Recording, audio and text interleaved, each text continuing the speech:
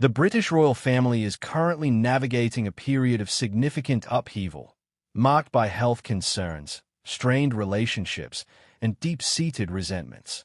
The recent hospitalization of King Charles III, though downplayed by Buckingham Palace as a brief medical observation due to side effects from cancer treatment, has brought underlying tensions within the monarchy to the forefront. The palace's handling of the king's health scare has further exacerbated existing fractures. The decision not to immediately inform Prince Harry, citing concerns for his emotional well-being, underscores the significant rift between Harry and the rest of the family. This deliberate omission, intended to prevent further tension, has only served to highlight the chasm that separates Harry from his father and brother. Living thousands of miles away in California, Harry feels increasingly isolated, a sentiment echoed by close friends who express concern over his growing sense of detachment and loneliness. This emotional distance is compounded by recent challenges, including his resignation from Centerville, a charity deeply meaningful to him due to its connection to his mother, Princess Diana's legacy of compassion.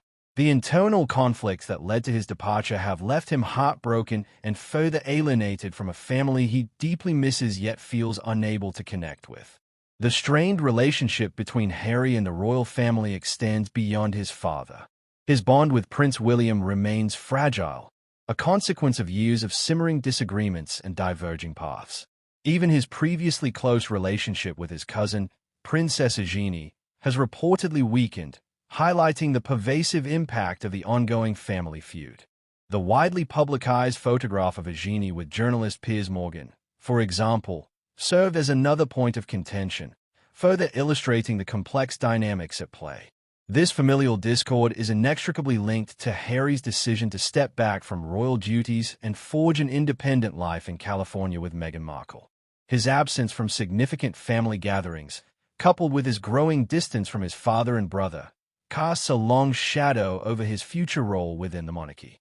While Harry dedicates himself to his philanthropic endeavors, particularly the Archewell Foundation, his focus on mental health and well-being serves as a stark counterpoint to the turmoil surrounding the royal family.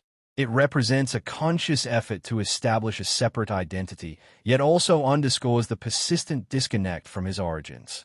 The situation is further exacerbated by escalating tensions between King Charles III and Harry and Meghan Markle. Reports suggest the king is actively considering stripping them of their Duke and Duchess of Sussex titles, a drastic measure that would overturn the 2020 agreement allowing them to step back from royal duties while retaining their titles. This move, if implemented, would represent a significant escalation of the conflict and a complete break from the carefully negotiated compromise of 2020. The couple's high-profile interviews, their controversial memoir Spare, and their numerous media appearances are viewed by many within the royal family as a calculated exploitation of their royal connections for personal financial gain, a perception that clashes sharply with their claims of seeking privacy. Meghan Markle's actions have further intensified the situation. Her insistence on being referred to as Sussex in her Netflix documentary Harry and Meghan is seen by palace insiders as a blatant display of entitlement and a strategic move to enhance her personal brand using the royal title. This seemingly minor detail is interpreted within the broader context of behaviors that consistently contradict the values and traditions upheld by the monarchy. This stands in stark contrast to the quiet dignity and unwavering commitment to duty demonstrated by Prince William and Princess Catherine, further highlighting the widening gulf between the two branches of the family. The potential revocation of the Sussexes' titles is not a simple administrative matter.